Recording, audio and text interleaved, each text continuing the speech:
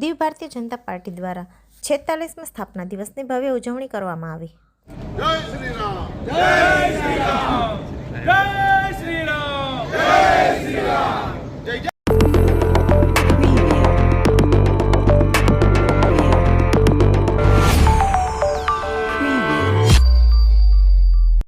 આજરોજ દીવ જિલ્લા ભારતીય જનતા પાર્ટીના સ્થાપના દિવસ નિમિત્તે દીવ જિલ્લા ભાજપા કાર્યાલય ખાતે સ્થાપના દિવસની ભવ્ય ઉજવણી કરવામાં આવી, જેમાં દીવ જિલ્લા ભાજપા પ્રમુખ મોહનભાઈ લખમણ, પ્રદેશ ઉપપ્રમુખ કિરીટભાઈ વાજા, વરિષ્ઠ કાર્યકર્તા રામજીભાઈ સોમા, પૂંજાભાઈ બામણિયા, રક્ષાબેન વશરામભાઈ, બાબુભાઈ જીવા દ્વારા દીપ પ્રાગટ્ય કરવામાં આવ્યું હતું। ત્યારબાદ દીવ જિલ્લા બીજેપી પ્રમુખ મોહનભાઈ લખમણ દ્વારા બીજેપીનો ધ્વજ લહેરાવવામાં આવ્યો હતો।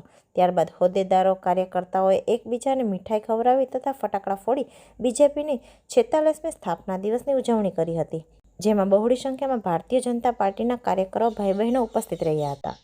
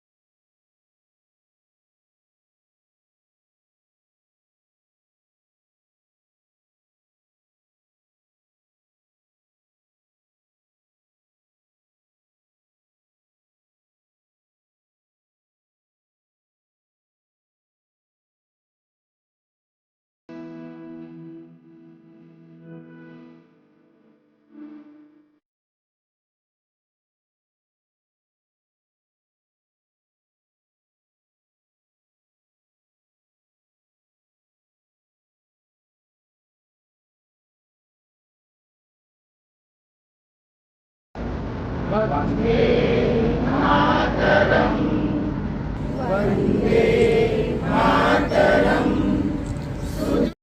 માતરમ, વંદે માતરમ, પ્રજ્યોત્સ્ના પુલકિતયામિની, પૂર્ણકુસુમિત સુમધર શોભિની, સુહાસિની, સુમધુરભાષિની, વંદે માતરમ। ભારત માતા કી જય, ભારત માતા કી જય।